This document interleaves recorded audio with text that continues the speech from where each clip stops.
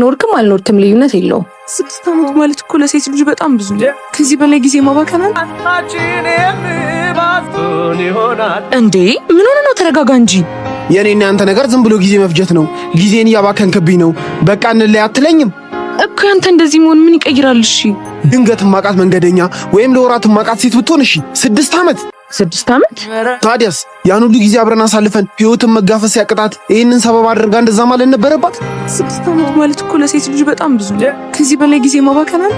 ቆየት ላይ ነው ጊዜውን አባክኑ። ትምህርቴን በስርዓት ተማርኩ። ያኔ መጋባት ነበረብን?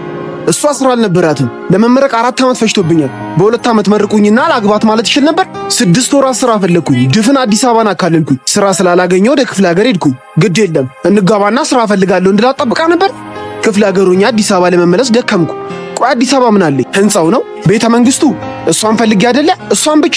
በስተመጨረሻም ተሳክቶልኝ አዲስ አበባ ስራ አገኘው። የፍቅር አምላክ የናፍቆት ሲቪን አይቶ የጠራኝ ነበር የመሰለኝ። እሷን ሳገኛት ምን ተሰማኝ? ሰላም፣ ደስታ፣ መረጋጋት። ያንን ስራዬን ጥዬ ከመጣው 2 ወር እንኳን ሳይሞላኝ ይህንን ዱብዳ ትንገረኝ። ደፋር ነች።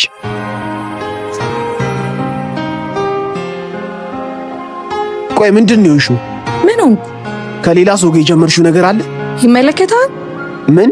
እኔ እዚህ አጠገብሽ እያለሁ ኖርክም አልኖርክም ልዩነት የለውም። እና የኔ ጥፋት ነው አይደለም? ስለዚህ እሷ ጥፋት ነው ማለት ነው? የእሷም አይደለም። እኔ ማን ነው ጥፋቱ? እንዴ እንጃ። የማን ነው? የማን ነው?